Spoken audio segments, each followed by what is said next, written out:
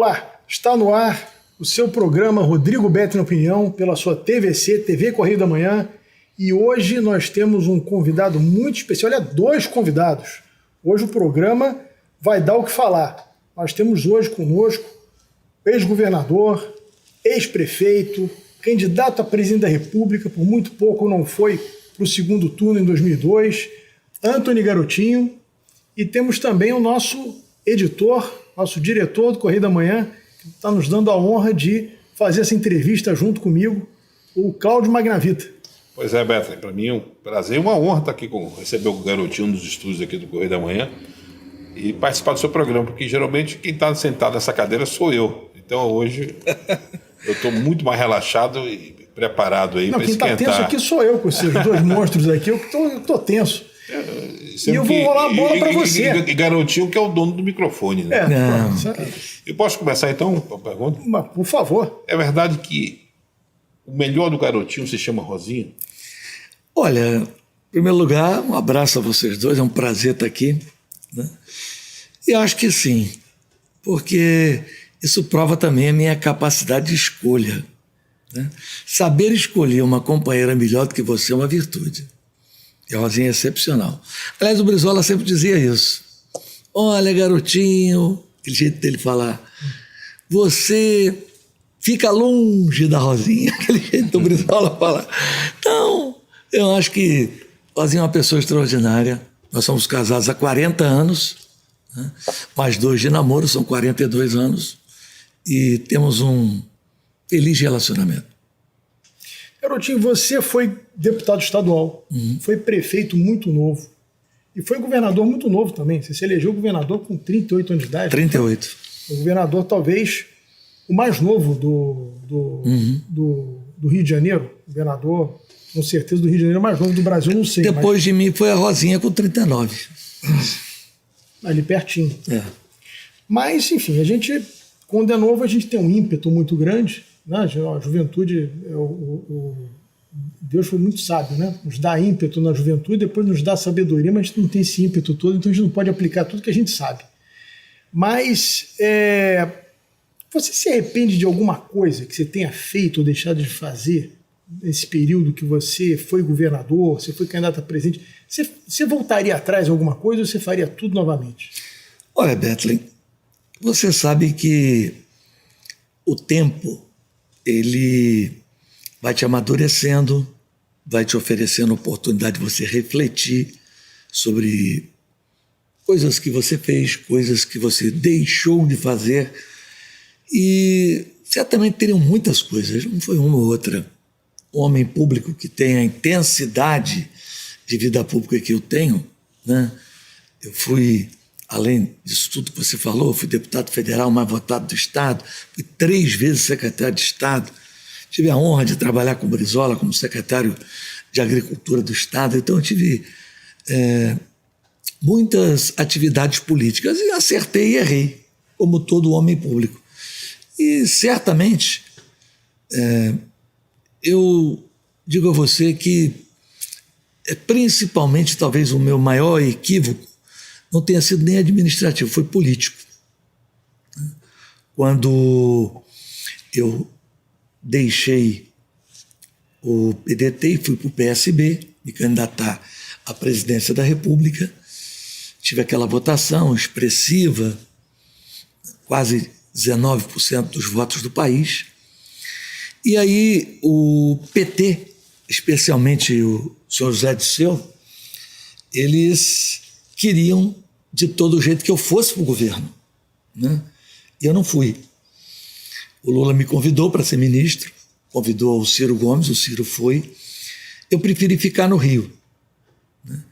E aí eles negociaram a minha cabeça em troca de uma presidência de uma estatal, a CHESF, Centrais Elétricas de São Francisco, que interessava ao grupo majoritário do PSB. Eu fui excluído do partido e aí eu cometi um erro. Nós tivemos uma tarde maravilhosa, eu e Rosinha, no sítio do Brizola, em Itaipava. Conversamos longamente sobre política, avaliamos o cenário nacional E o Brizola disse, olha, volta que o partido é teu. Aquele jeito dele falar, já não tenho mais idade, né? Agora é a hora da nova geração, e eu cometi um erro. Pela governabilidade da Rosinha, já que o PDT estava muito pequeno naquela época, eu não voltei para o PDT, embora a Clarissa quisesse, embora a Rosinha quisesse, e eu mesmo quisesse, e acabei indo para o PMDB, né?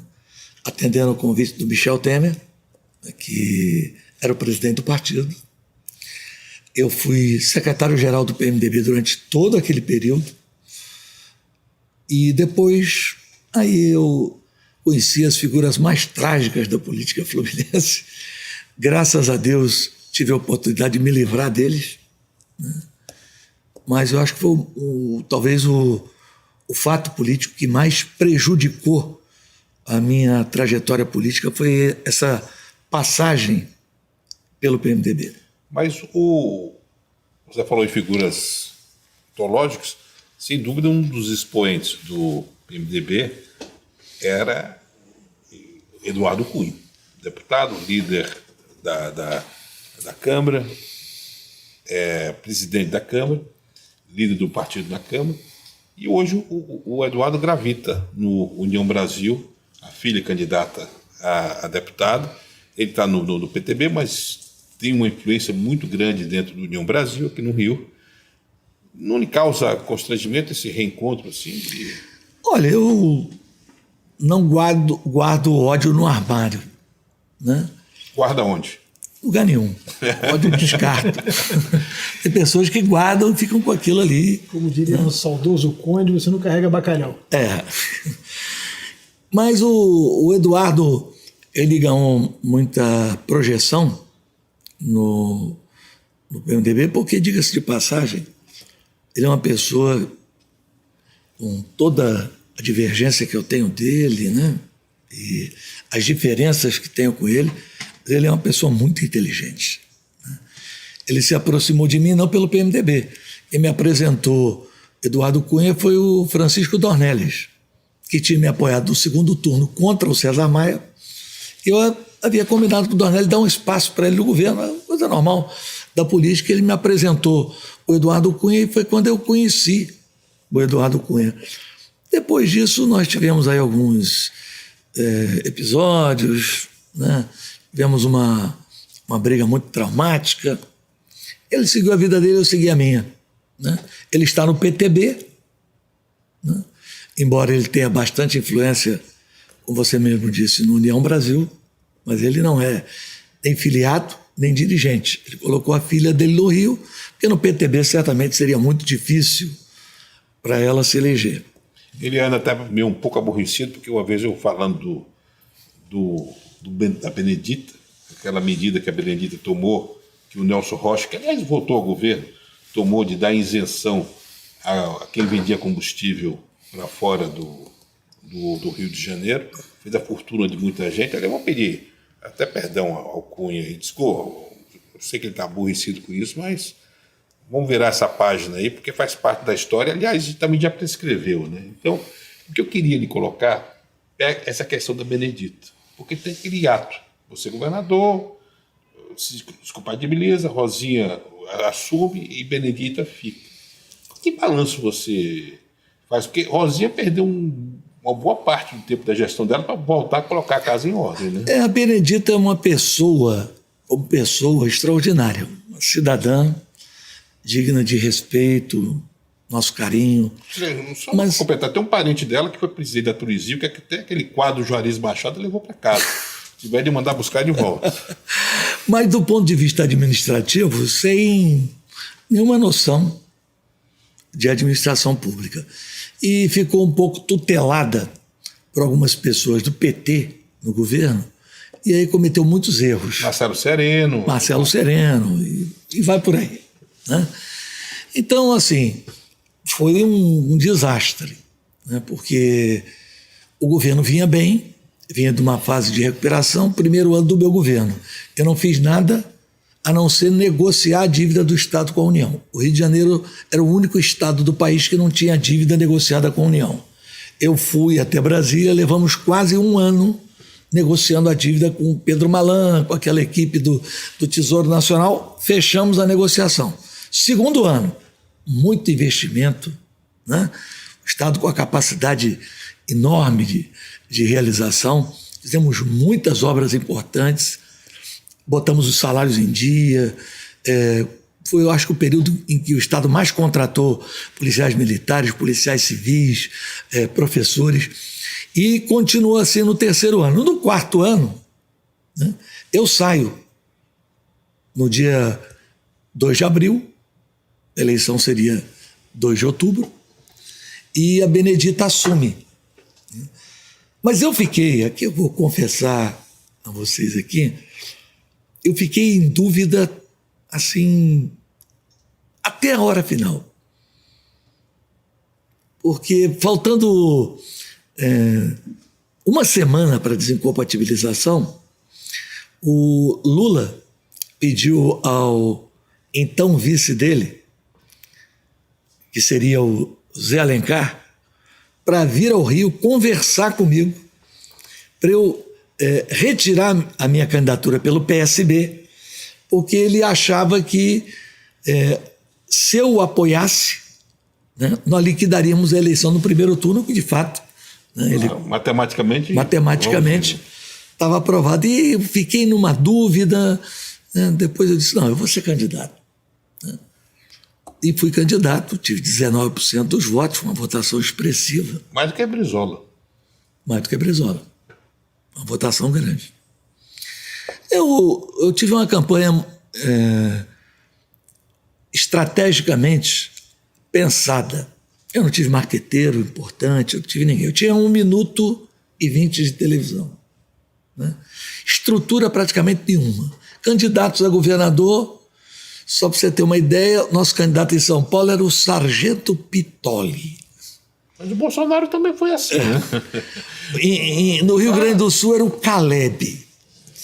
Enfim, pelo Brasil inteiro nós não tínhamos candidato nenhum. Bem, mas eu, né, naquele 1 minuto que eu tinha de televisão, eu tratei todos os programas do mesmo tema: salário mínimo, salário mínimo, salário. Eu só tratava de um tema. Fiz uma campanha monotemática. Né?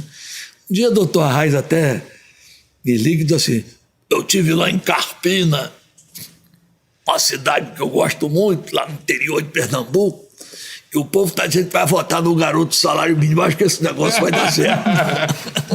Aquele jeitão do doutor Arraes. Né? Então, assim, eu acho que foi uma campanha vitoriosa. Tá né? voltando a Benedita. Aí... Benedita, como pessoa, como parlamentar, muito bem, executivo não dá. Garotinho, você sabe que eu vivi um momento da história junto contigo. É verdade. Que eu lembro bem, eu queria voltar àquele início que a gente começou a conversar aqui sobre coisas que você pode ter se arrependido, porque esse momento talvez foi uma decisão que você tomou que, se caminhasse para o outro lado, a história do Rio de Janeiro seria completamente diferente. Eu lembro que até aos 48 minutos do segundo tempo havia uma dúvida em 2006 se a Rosinha sairia do governo para que você pudesse ficar elegível, e a Rosinha elegível, a Rosinha vir para o Senado e você para deputado federal. Eu lembro dessa história bem. E o Conde ficar no governo. E isso estava desenhado. Né? A Rosinha se elegeria senadora, com toda a facilidade do mundo, e você seria um deputado federal, como você foi depois, com 700 mil votos, arrastaria um mundaréu de gente. Mas faria até mais naquela época o governo, né? Enfim, mas acabou que ali você sofreu uma pressão danada para não deixar o Conde sentar na cadeira, porque achava que o Conde sentado na cadeira ia querer ser governador. Eu acho que essa história mudaria hoje completamente. Você vai me obrigar aqui a revirar um baú. Porque essa história não foi contada a ninguém. Essa é uma história interessante. Rosinha já com o discurso pronto para se desincompatibilizar na Assembleia, tudo encaixotado já dentro do palácio, para a gente mudar para uma casa, para sairmos do palácio e renunciar.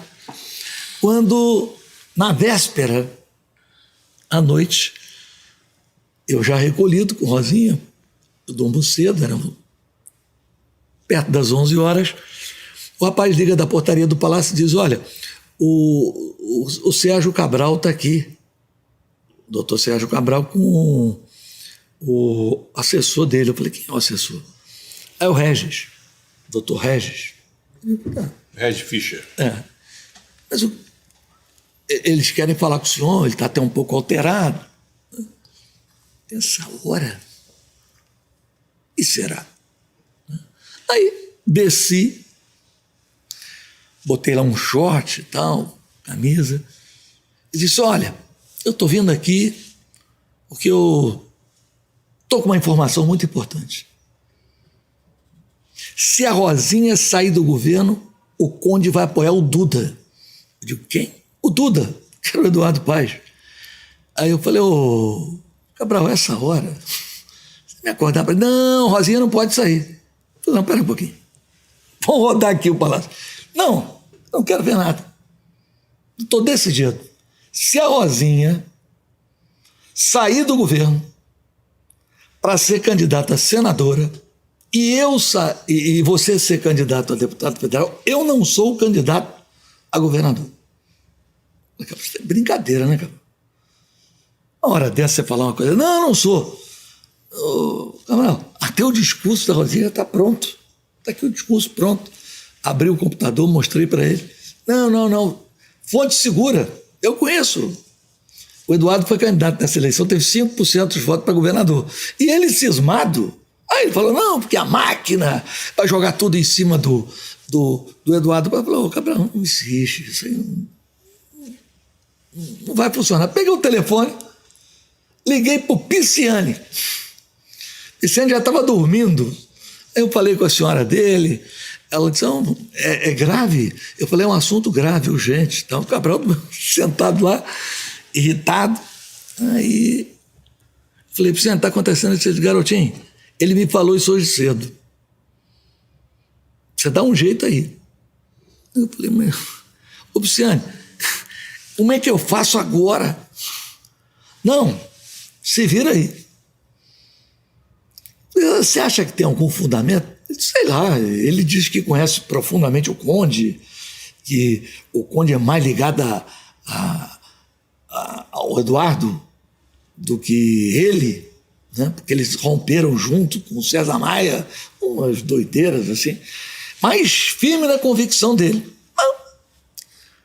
Eu virei para ele e falei assim, ô Cabral, você tem noção do que você está me sugerindo? Que a Rosinha fique no governo, não seja candidata a nada, ela é uma senadora hoje eleita, que eu não seja candidato a nada, com os adversários que eu tenho, com os inimigos que eu tenho, com o governo federal, o Lula querendo me comer vivo. Não, isso é comigo. Isso é comigo. Deixa que eu resolvo. O que não podemos é entregar a máquina para fazer a campanha do Duda. Você acha que o Conde vai fazer um papelão desse? Garotinho, depois que sentar, acabou. Aí eu subi, falei, um tempinho aí, fui lá, conversei com Rosinha, falei, Rosinha, está acontecendo isso. Aí a Rosinha, sabedoria, né? De esposa, disse assim, olha, eu não confio no cara que não olha no olho. Ele não olha dentro do olho. O Conde? Não, o Cabral. Bom, você que decide. Você é meu líder político. Se você quiser que eu fique, eu fico. Eu desci, aí tentei argumentar, falei, não teve jeito. Aí eu tive que pegar. Se você um dia tiver a curiosidade histórica de pegar o discurso de Rosinha na Assembleia, você vai ver que até o penúltimo parágrafo parece que ela vai sair. Eu troquei os últimos 2 parágrafos, ela dizendo que ela continuava. E aí deu no que deu. Ele ganhou, traiu a gente antes da posse, a nossa confusão se deu, o nosso rompimento se deu na transição, quando ele queria que o secretário de Planejamento e o secretário de Fazenda não empenhasse e pagassem as dívidas que o Estado tinha com dinheiro em caixa para deixar para o Cabral pagar. O Pezão pressionando os secretários, né? E aí nós tivemos que demitir 2 secretários, o de Fazenda e o de Planejamento. Eu fui para dentro da secretaria, a Rosinha foi para dentro da outra, né? E pagamos quase 700 milhões em 15 dias. Tudo que era relativo à lei de responsabilidade fiscal, para não deixar que a Rosinha caísse na lei de responsabilidade fiscal, nós pagamos. Agora, essa história vai dar o que falar. Mas eu gostaria agora de entrar um pouco no aspecto pessoal. Aquele acidente que você sofre de carro, aquilo mudou sua vida? Mudou. Você era secretário, né? E você sofre Não, eu era candidato ao governo. Em 94. 94. Eu estava indo para a cidade de Volta Redonda, né? Você viu a morte ali? Olha, eu não vou dizer a você que eu vi a morte, mas é terrível, porque eu estava dando uma entrevista no telefone para uma rádio em Volta Redonda. Eu ia para a porta do sindicato e falando na rádio. Quando, de repente, o carro tocou uma roda no ônibus, né? Ele virou 3 vezes o carro, pulou aquela cerquinha da Dutra e bateu numa árvore. Foi terrível. O carro amassou todo. Eu voei pelo vidro de trás. Eu estava uns 100 metros do carro. Quando eu me dei por conta, eu olhei assim meio que atordoado, mas sem entender nada. Quando eu levanto o braço para tentar chamar alguém na estrada, meu braço não levanta. Aí fui ver que o osso estava para fora, tinha tido uma fratura. Eu coloquei uma placa de platina com 10 parafusos aqui nesse braço. E aí vi lá o motorista, estava ensanguentado. A menina que trabalhava comigo também, a Ana Paula, toda machucada, né? E fomos, graças a Deus, socorridos por uma equipe chamada Anjos do Asfalto, que trabalhava ali, um pessoal muito atencioso, e fui levado para o hospital da CSN, que na época funcionava, né? A Companhia Siderúrgica Nacional tinha um hospital próprio. Depois ela passou esse hospital. E fui muito bem atendido. E lá eu tive uma experiência, né, que foi muito marcante para mim, que foi o início da minha conversão. Mas fala dessa experiência, porque até hoje você nunca detalhou. Você chega na experiência... Não, tem um livro. Sim, mas mergulha nessa experiência. Virou o carro, virou minha vida. Esse é o meu livro. Essa experiência, ô Magnavita, é o seguinte. No 3º dia, à noite, né, eu acordei. Acordei meio que zonzo, né, e só havia no quarto a Rosinha. E eu comecei a ver o acidente, como se fosse um filme passando na minha frente, uma coisa meio estranha, né? E aí eu chamei a Rosinha. Falei, Rosinha, não tô legal. Ela disse, o que você está sentindo? Eu falei, estou vendo o acidente como se fosse um filme passando na minha frente, né? Ela disse assim, mas o que você está sentindo? Eu falei, estou sentindo um troço quente aqui por dentro de mim, estranho. Quente. Eu falei, Ela, vou chamar a enfermeira aqui. Aí foi lá, chamou a enfermeira, ela mediu minha temperatura, mediu minha pressão, tudo ok. Eu o que está acontecendo? Aí eu expliquei novamente para ela que eu estava vendo o acidente, que eu estava com uma coisa quente aqui. Ela falou assim, só aparentemente não tem nada. Mas eu já estava chorando, né? Você está chorando por quê? Aí eu falei assim, não sei, eu acho que eu estou tendo uma experiência estranha. Eu acho que Deus está falando comigo. Aí o Rosinho olhou assim para a enfermeira de rabo de olho. Eu, marxista, né? Cara que presidia núcleo de estudo, né? Profundamente conhecedor de Gramsci, né? Rosinha, olha, ele não está bem.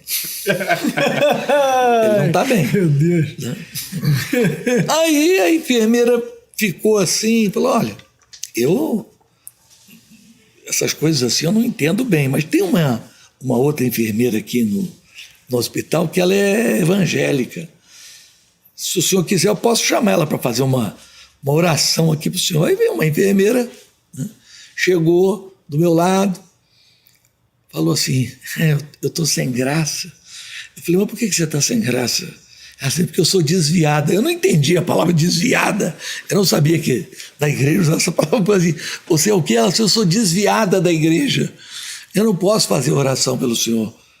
Aí eu falei, tá. Ela disse, mas se o senhor quiser, o meu pai pode vir aqui amanhã, que ele é pastor da Assembleia de Deus. Né? Aí o pai dela foi lá, no dia seguinte, de manhã, fez uma oração comigo. Né? E disse, olha, esse acidente aí é uma bênção para a sua vida, Deus está te parando. Deus está me parando, Jesus está te chamando. Eu falei, pô, vou morrer. Jesus está me chamando. Aquela coisa que eu não conhecia, né? Pouquíssimo de religião, não entendia bem aquelas palavras ali. Mas aí eu não me converti. Eu resisti muito, achei que aquilo não era para mim, não era o momento. Aí depois, passada a eleição, passado todo o período político, eu voltei para a emissora de rádio, a Rádio Tupi. E aí, numa dessas, eu assistindo um programa de manhã, vi o pastor Caio Fábio falando, junto com o pastor Antônio Carlos, da Igreja Presbiteriana, acho que ele saiu, era aqui da Barra. Né? E aí, eu fiz um curso com eles, de estudo bíblico, estudei a Bíblia toda, aí me batizei e me converti. Já foi 94, nós estamos em 28 anos. Fala um pouquinho sobre política, Magno. Depois de falar de Deus, agora tem que falar de política. Né? Garotinho, como é que você está vendo o momento atual a nível federal? Primeiro vamos falar um pouquinho a nível federal, depois a gente entra aqui a nível estadual. Né? Hoje pelo menos as pesquisas indicam isso, há uma enorme, digamos assim, polarização entre Lula e Bolsonaro. Até nas pesquisas espontâneas você tem uma indicação muito forte que o eleitor está muito decidido entre os dois, né? Um pouco espaço. Você ainda acredita que pode haver uma terceira via ou você acha que vai ser Lula ou Bolsonaro mesmo? Olha, até discordando de você, porque eu sei que você pensa assim, na eleição de 2002, nesse período, até um pouquinho mais adiante, eu tinha 2%. E todo mundo já dava como certo o segundo turno entre Lula e Serra. Eu tinha 2%. Né? No final eu tive 19%. Cheguei o Serra com 23%. Mais um pouquinho eu passava. Eu acho que só depois do horário eleitoral, pelo menos com 2 semanas, e que nivelar o conhecimento a respeito dos candidatos, você pode fazer um prognóstico de que a eleição está definida. Não dá para você dizer que a eleição está definida hoje. É porque no inconsciente da população só existem 2 personagens hoje muito fortes. O Lula e o Bolsonaro. Um presidente e um ex-presidente. Você dirá, mas o Ciro foi candidato 4 vezes. O Ciro, embora tenha um excelente programa, é uma pessoa que conhece, ele sofre de um problema de comunicação. Quando ele fala de uma tal maneira que ele quase que ameaça o eleitor. Eu disputei a eleição com o Ciro, cheguei com 5 milhões de votos na frente dele. Né? Então, assim, o Ciro é uma pessoa preparada, o programa dele de governo ele é uma pessoa muito esclarecida, capacitada, não tenho dúvida disso, mas acho que dificilmente ele está nesse jogo. Né? O que eu acredito que pode surgir é alguém com um perfil que saiba usar os meios de comunicação, que saiba se comunicar, porque tem muita gente que está indo para um lado ou para o outro, mas sem convicção. Especialmente para o lado do PT. O tal do já ganhou, aí o cara começa a ir. entendeu? Eu acho que quando houver um detalhamento mais claro, o cara poder olhar... Bom, eu acho que há muita, assim, consolidação Precoce, né? Tá muito... precoce. Agora vamos voltar aqui à política estadual. Você é candidato a governador. Quem vai ser seu vice? Não sei. Quem seria o vice ideal para você? Olha, eu decidi por essa candidatura de governador há pouco mais de 10 dias. Até então era candidato a deputado federal. Foi de uma conversa muito incômoda com o governador, né? Eu já tinha alguns indicativos, né, que o governador estava, a meu ver, não quero influenciar ninguém, mas a meu ver, ele não tem tamanho para ser governador do Rio de Janeiro. Acho que ele caiu muito de paraquedas no cargo e, vamos dizer assim, deslumbrou. Tinha tudo para montar uma grande equipe, eu torci por isso. Fazer um excelente governo, mas acho que duas coisas prejudicaram o desempenho dele. Primeiro, um núcleo que se formou em torno dele, pequeno, restrito, que tem uma vocação patrimonialista muito grande. E eu estou dizendo isso aqui porque eu disse ao Cláudio, eu disse, olha, quando eu falei com o Cabral, que se ele não mudasse o comportamento e aquele grupinho que estava em volta dele, o final dele seria triste, eu quero dizer hoje para você, você está indo pelo mesmo caminho do Sérgio Cabral. Então, este núcleo, sabe, de pouco compromisso republicano, muito interesse patrimonialista, está prejudicando muito o governador. Isso me afastou um pouco. E a outra coisa é isso, a falta de... Você nunca foi acusado de corrupto? Não. Nunca teve nenhum tipo... Aliás, o Rosinha outro dia estava fazendo bolo para poder aumentar a renda familiar. São 2 ex-governadores dentro de casa. Outro dia eu escrevi que a sua maior fortuna é a política. Que a sua satisfação não é 1 milhão, é o voto. O voto em milhões, quer dizer. E fala um pouco desse ser político, que não tem ganância com relação à conta bancária, dinheiro na Suíça, andar de jatinho, andar de helicóptero, e pensa política 24 horas. Eu acho que isso é derivado... Pensa tanto em política que você dorme com a ex-governadora. Eu acho que isso é derivado da minha outra atividade, que é a minha atividade principal, que é o rádio, né? Eu sou radialista desde os 16 anos. Então, você imagina 1976, no rádio em Campos, com poderosos como o ex-deputado Alain Ferreira, 8 mandatos, dono das televisões da cidade, das rádios, né? Sócio de Mário Andreasa, todo poderoso. Outro do outro lado era o Zezé Barbosa, né? Era a Arena 1 e a Arena 2. E eu combatendo aquele pessoal lá dos trabalhadores. 16 anos. 16 anos. Então, essa sede de justiça vem daí, de conhecer o povo, né? Aí eles começaram a me perseguir e aí começou o meu namoro com o povo. Porque eles me tiravam de uma rádio, eu ia para outra. Tiravam, até que me deixaram sem rádio. Sem nenhum tipo de trocadilho. Massa de bolo, quanto mais bate, mais cresce? E aí aconteceu um detalhe. O povo ficou solidário. Chegou um momento que eu montei uma rádio em cima de um caminhão.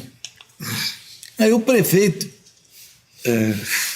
o Zezé Barbosa, alegando o código de postura da cidade, foi lá e prendeu o caminhão. Aí virou um drama. Aí as pessoas levavam galinha, abóbora, aipim, levavam tudo para... Eles sustentavam assim o garotinho. Aí foi uma coisa que foi pegando, né? E eles gostavam muito de mim, da Rosinha, né? E aquilo ali contagiou um pouco o povo. Eu fui candidato a deputado estadual da mesma eleição que o Sérgio Diniz, que era o genro do Zezé Barbosa, veio candidato com a máquina toda da prefeitura, dobrando com Ronaldo César Coelho. Uma campanha milionária. Eu tive 2.000 votos a mais que ele. Naquela época, 1986, eu fiz 36 mil votos, ele fez 34. Aquilo foi... Como é que o garotinho ganhou essa eleição? Você não acha que Campos é... Desculpa, eu não estou roubando seu programa, não, mas você não acha que Campos é um enclave distante? Porque quem está no Rio não tem noção da realidade campista. O campo de Goitacazes, o que você acha? Porque essa relação blasé que deixa Campos completamente isolado da realidade? Olha, porque aquilo que para uns é dificuldade, para outros acabou sendo benefício. A distância do Rio de Janeiro, 300 quilômetros, acabou criando uma cultura própria, acabou criando uma industrialização própria. Deixou os malfeitos sem estar na vista da grande mídia, por exemplo? Também. Então, o que aconteceu na cidade de Campos ao longo desse período em que a escravidão era terrível? Terra do açúcar, né? Então, muitos escravos, né? Se construíram famílias poderosas que eram, né, donas da cidade, mas também se construíram lideranças abolicionistas e republicanas, né, muito fortes. Você vê um cara como Zé do Patrocínio, campista, tigre da abolição, né? Nilo Peçanha, presidente da República, campista. Né? É verdade, esqueci do Nilo Peçanha. Grandes figuras. Campos virou uma espécie assim, de centro, né, de conservadorismo e, ao mesmo tempo, de um lado mais progressista, que queria o fim da escravidão, porque era uma coisa terrível, né? Tem um jornal, o terceiro jornal mais antigo do Brasil, o Monitor Campista, né, que pertencia aos Diários Associados. Eu fiz muita pesquisa naquele jornal e você vê a venda de escravos, você lendo pelo jornal, você não acredita como é que as pessoas eram vendidas mesmo, sabe? A forma, tomou tantas chibatadas, era uma coisa terrível. Beto. Garotinho, você é conhecedor do Estado, você foi governador, Rosinha foi governadora, você terminou, como você narrou aqui, você até o último minuto ficou em dúvida se você tinha uma reeleição ganha, você tinha uma avaliação altíssima para a Folha de São Paulo, se eu não me engano, você foi o governador mais bem avaliado do Brasil, em determinado momento. Qual você acha que tem que ser a prioridade para o próximo governo do Estado? O que você acha que tem que ser prioridade? Um governador que tome posse no dia 1º de janeiro, qual que você acha que tem que ser a prioridade desse governador? Olha, existe uma necessidade concreta, existe o seu plano de governo. Necessidade concreta. O plano de recuperação fiscal vai até dia 31 de dezembro. Então, o governador que assumir dia 1º de janeiro, se ele tiver que pagar as dívidas do plano de recuperação fiscal, ele faliu. Por isso que eu me considero a pessoa mais preparada, porque eu já negociei uma dívida complicada do Rio de Janeiro, que foi aquela deixada por Marcelo Alencar. E com uma equipe altamente competente, que era do Tesouro Nacional, que era Joaquim Levy, aquela patota, né, neoliberal. Então, essa, a meu ver, é a função que o governador vai ter que desempenhar. Agora, prioridade, emprego. Ô, Rodrigo Betlin, eu moro a 4 quadras num apartamento ali no Flamengo da Clarissa. Eu, de vez em quando, vou lá ver meu neto, né? Eu vou andando. Eu nunca vi tanta gente dormindo na rua. Impressionante. passando fome, desesperada. É uma situação... Mas essa culpa é do Guanabara ou do Planalto? Olha, é da conjuntura. Mas o governador tem muita responsabilidade. Nós tínhamos um programa aqui na época do meu governo, que era tocado inclusive pela Rosinha, chamado Reconstruindo Cidadania. Pegava as pessoas, tirava da rua, fazia acolhimento, né? Levava para aquele prédio antigo da CTC, lá em triagem, as pessoas tomavam banho, cortavam o cabelo, né? Se alimentavam, passavam por um psicólogo, depois por um assistente social que encaminhava ou de volta para o seu estado, para a família, né? Ou encaminhava para o mercado de trabalho. Uma paralisia. Uma paralisia. O governo federal, a gente tem que entender que foram 2 anos de pandemia. É muito difícil um país parado, sem atividade econômica, que o governo federal conseguisse fazer milagre. Às vezes as pessoas no Brasil, por falta de conhecimento, falam de inflação. A inflação no Brasil está terrível. A inflação está terrível nos Estados Unidos. A inflação está terrível na Europa. Nós demos manchete. O massacre do Alberto Fernandes, o que aconteceu na Argentina, eles estão morrendo de inveja do Brasil e do Bolsonaro, porque a situação lá, quem quer... Se o Brasil tivesse igual à Argentina, Bolsonaro não tinha condições de andar na rua. Eu fico assim, sabe, analisando, nesse momento muito apaixonado do Brasil, de um lado e de outro. Como eu sou uma pessoa que tem formação de esquerda, eu me sinto à vontade para fazer uma análise independente. Às vezes eu vejo pessoas criticando demasiadamente o presidente. O presidente tem seus erros, né? Ah, mas o Bolsonaro fala besteira. Eu vou te contar o que eu tenho uma filha que é missionária. Ela estava há pouco tempo numa cidade chamada Pacaraima, na divisa do Brasil com a Venezuela. Os fundos da igreja dela davam para a Venezuela e a frente para o Brasil. Ela me ligava de vez em quando, chorando no telefone. Papai, jovens de 15 anos com 8 quilos. Nossa, morrendo de fome. E o Lula compara Angela Merkel com Nicolai Maduro. Isso não é besteira? Entendeu? Pelo amor de Deus. Eu não estou contando isso porque ninguém me falou. Foi minha filha. Minha filha agora está indo para Noruega pela Me fala, Jocum. você está falando em filha, eu estou querendo puxar muito para o lado pessoal, porque você tem uma história bonita para contar. Sobre adoção. Por exemplo, quantos filhos?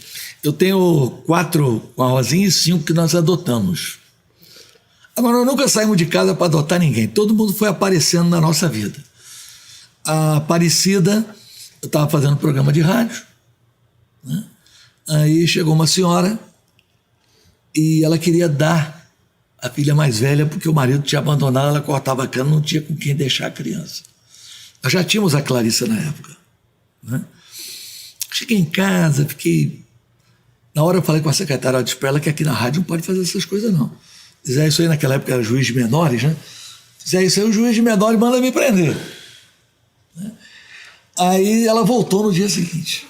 E aquela noite para mim foi terrível. Eu botava a Clarissa no colo, atravessada aqui na barriga, ela tirar a cólica, né? E a Rosinha dizia, mas você está meio triste hoje. E eu dizia... A senhora foi lá na rádio dar uma menina de 8 anos. Rosinha, como é que ela é? Eu digo, ela é pretinha, mas não é marrom, não. Ela é negra mesmo. Lábios, cabelos e tal. Aí, Rosinha, andava para lá, andava para cá. Você está querendo adotar essa menina, né? Eu falei, sei lá. E foi, adotei. Né? Depois, vou para o último. Vou contar um por um.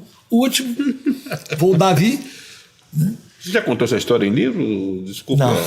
Não. Porque esse lado do garotinho da Rosinha, eu como jornalista que vive o mundo político, eu acho fascinante, porque uma coisa é o processo de adoção por uma questão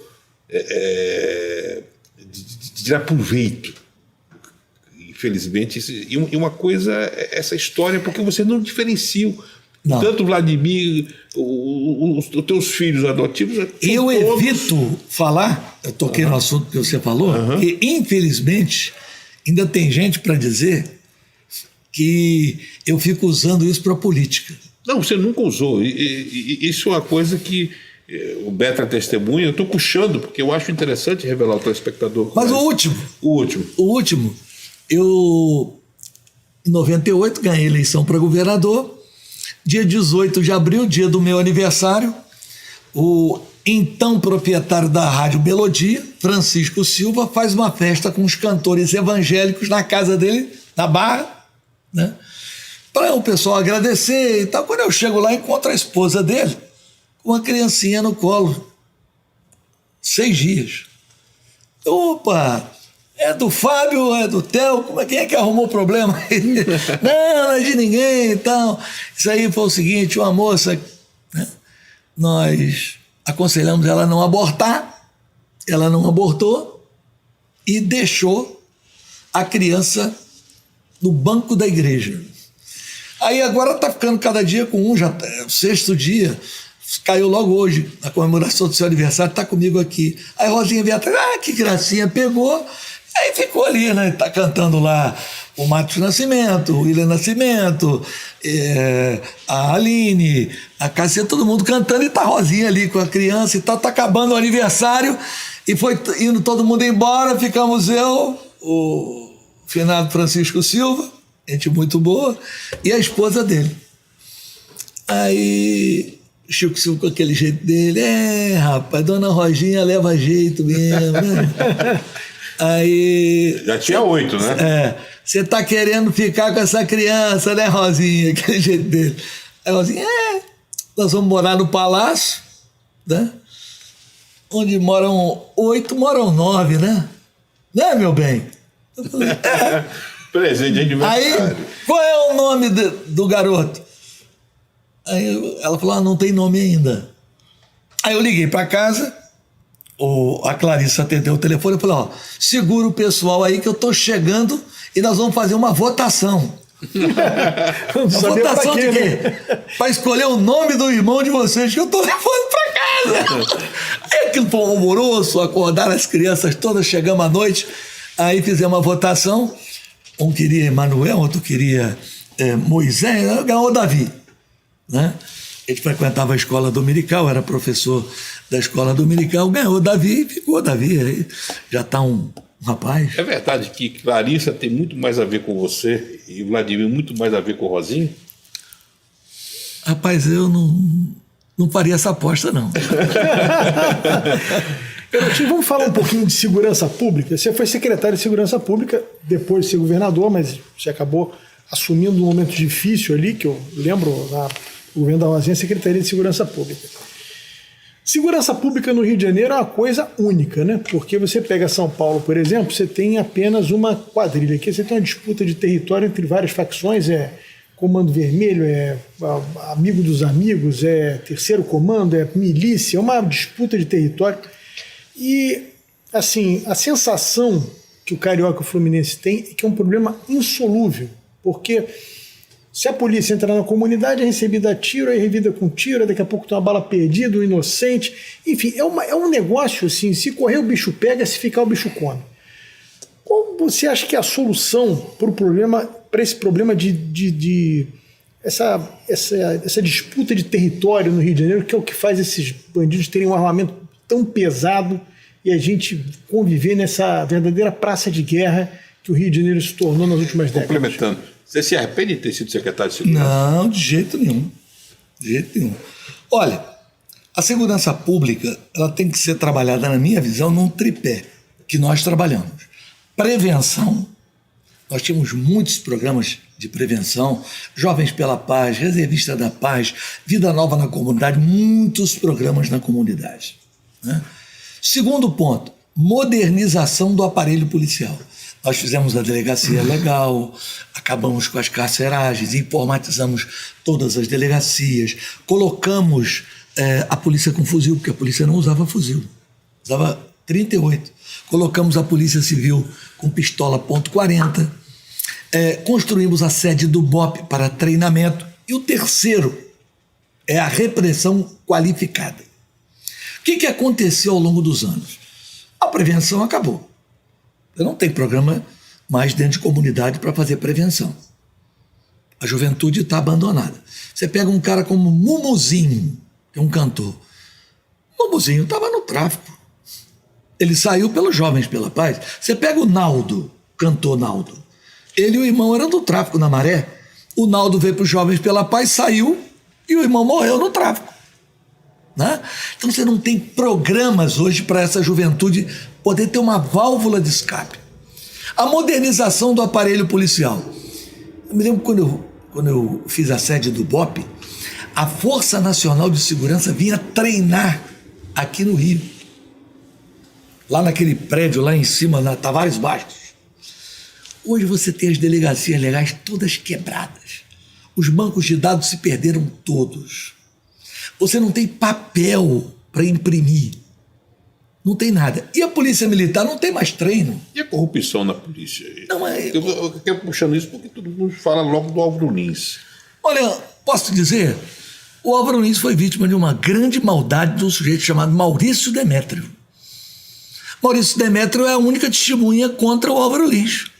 E quem é o Maurício Demétrio? O maior armador de Arapuca, que está preso agora, né? Até que enfim apareceu alguém para prender esse cidadão, porque quando o Álvaro afastou ele da delegacia de meio ambiente, ele estava extorquindo a Bayer, da delegacia de meio ambiente. Ele se vingou. Entendeu? Ele era um excelente chefe de polícia, não tem arrependimento dele, né? Beto, nós estamos chegando ao final. Vamos fazer um ping-pong com o garotinho? Vamos, começa você. Vamos lá. Bolsonaro, para mim, faltou um pouco de equipe. Né? Mas, assim, na média dos outros presidentes que passaram. Contigo agora, Beto. Lula. Olha, eu tenho muito ressentimento com o Lula. Eu acho que o Lula, por tudo que ele prometeu ao povo brasileiro, principalmente acabar com o maior problema do Brasil, que é a desigualdade, pela origem dele, ele tinha condições naquele momento de enfrentar a imensa concentração de renda, como dizia um amigo meu, que eu não vou aqui citar o nome porque ele do PSDB, ele dizia assim, o Lula dizia que o Fernando Henrique era a mãe dos banqueiros. Ele foi o padrinho. Nunca os bancos ganharam tanto dinheiro como no governo do PT. Judicialização da política. Terrível. Terrível. Tem que acabar isso. Eu acho que a pessoa que é eleita pelo voto da população não pode sofrer interferências, como a gente vê aí, o cara tirar um prefeito eleito, tirar um mandato, uma canetada, às vezes sem nenhum fundamento, e principalmente quando não há lei. Né? Se cria a famosa jurisprudência e em cima da jurisprudência vão tomando decisões. A atual situação do Estado do Rio de Janeiro. Dificílima. Dificílima. Acho que isso até me motiva, né? Poderia ter tranquilamente um mandato de deputado federal, seria um dos mais votados, mas eu vou ter que encarar esse pepino aí, não vai ser mole não. Como o garotinho quer ser lembrado daqui a 40, 50 anos pelos livros de história? Eu acho que eu serei lembrado pelos projetos pioneiros que eu criei. Cotas nas universidades, foi criado por mim aqui no Rio, né? O restaurante de comida popular. Copiado no Brasil inteiro. O Cheque Cidadão, que depois virou Bolsa Família, agora virou Auxílio Brasil. Programas que foram inéditos, que nasceram no Rio e que depois... Por exemplo, o Programa de Erradicação do Trabalho Infantil, PET, que foi implantado no governo Fernando Henrique, foi iniciado em Campos, tirando criança do corte de cana. Dona Ruth Cardoso, quando eu ganhei o prêmio de melhor prefeito do Brasil, ela foi lá, viu o programa e levou para nível nacional.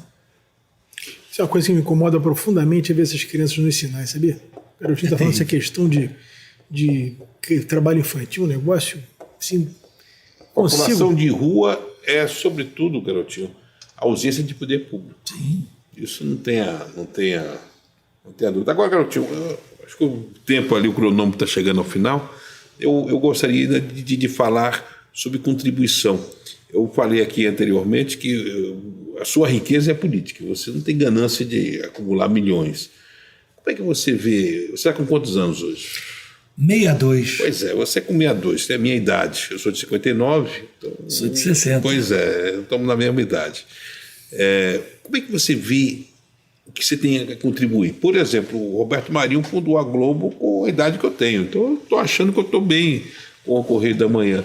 Como é que você vê o Antony Garotinho na questão do que tem a contribuir? Porque você tem hoje experiência, começou muito precoce, ou seja, você tem uma capacidade de acumular uma experiência que poucas pessoas da sua idade têm. Começou muito cedo, 16 anos radialista, já compôs.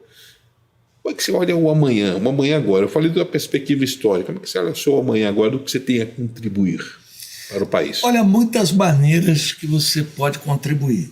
Eu costumo dizer que eu fui deputado federal e fui deputado estadual. Não é que eu não tenha aptidão para o legislativo, mas não é algo que me fascina. Eu gosto de falar, mas eu gosto de falar no rádio. Eu sou um radialista por natureza. É a minha natureza. Então, eu sou um executivo. E eu posso ser executivo tanto na iniciativa privada como posso ser executivo na vida pública. Então, eu acho que eu vou dar uma grande contribuição para o Rio de Janeiro se eu vencer essa eleição e fizer tudo que está no meu coração e na minha cabeça. Antes, vou me despedir, deixar o Beto encerrar o programa, hoje é dele, mas aqui falar da importância... Eu preciso encerrar, porque senão meu diretor vai reclamar que eu estou estourando o tempo. Mas a questão da importância desse espaço que ele abriu, porque você tem um agente político como o Beto, que foi deputado, foi secretário, teve um executivo, começou também muito cedo, abrindo esse espaço. A TV Correio da Manhã tem muito orgulho de ter o Beto aqui e também como colunista do Correio da Manhã. Eu quero agradecer a vocês essa oportunidade. Eu sou uma pessoa que, pela minha iniciação jovem e pelo meu temperamento, eu criei algumas áreas de atrito. Então, eu nem sempre tenho espaço generoso, né, nos meios de comunicação. E vocês abriram esse espaço para mim aqui, isso é muito importante, para que eu pudesse expor questões até pessoais, como você colocou, questões políticas. Então, muito obrigado a vocês, a Magna Vita, que é um homem que tem faro da notícia, isso é fundamental. O jornalista, ele é, sobretudo, um investigador. É um investigador. Então, Magna Vita é um homem que tem faro. Ele vai ali naquela tocada, às vezes, um pouco até intuitivamente, ele põe primeiro o pé, depois encontra o chão. Né? Mas isso é próprio do jornalista. Você entra para cobrir uma matéria, você não sabe o que vai encontrar pela frente. Você vai. E prazer ver você, Rodrigo. Nós trabalhamos juntos. É verdade. Né? Fomos secretários juntos no governo da Rosinha. E eu sempre te admirei muito. Você tem muita energia, uma pessoa muito disposta. Foi um prazer enorme estar aqui. Desejo todo o sucesso do mundo para esse projeto. Você está indo muito bem. Né? E está preenchendo uma lacuna importante do Rio de Janeiro. Né? Que ficamos aí meio que no deserto. Então, o Magna Vita hoje é como João Batista, a voz que clama no deserto. Obrigado, garotinho. Obrigado. Olha, eu quero muito agradecer, Magna Vita, você está aqui hoje participando do programa. Com o Marcos Salles assistindo na plateia Marcos hoje. Salles, nosso presidente do grupo, assistindo. E o garotinho que, enfim, a gente faria 3 horas de programa aqui, porque o que tem de história, de contribuição e de assunto aqui pra gente... A gente foi enxugando a pauta, né? Porque a pauta aqui ia ser longa. A gente ia fazer 3 horas de programa. Isso é para fazer outro. Vamos botar outro. Quem Exatamente. sabe a gente não tem a sorte, já que a Tupi não quer ter ele aqui como apresentador Opa! da televisão. Né? Exatamente. Aliás, diz que a Tupi foi vendida. Estão falando aí. Estão falando aí. Mas olha, eu queria aqui dar uma notícia em primeira mão aqui. No business plan que o Marcos Salles tem, garotinho, de executar, ele está indo muito bem. As 2 rotativas do Correio da Manhã aqui no Rio de Janeiro, 2 em Brasília, e no business plan dele está uma operação nossa em Campos. Opa! O Jornal Diário, subindo aqui o Compromisso em Campos, o Correio da Manhã sendo impresso diariamente em Campos. Seria muito bom. A cidade de Campos é um grande polo, quase 600 mil habitantes, já teve 4 jornais diários, né? Hoje não tem nenhum. O jornal em Campos, ele vai influenciar toda a região, e levando esse jornalismo que você leva, né, de coragem, isso é muito importante. Muito obrigado. Bom, queria muito agradecer a você, garotinho, por estar prestigiando aqui o programa, ao meu amigo, meu diretor, Cláudio Magnavita, e a você que nos assistiu durante esse tempo todo. Espero que vocês tenham gostado muito do programa, e semana que vem voltamos com o Rodrigo Beto na Opinião.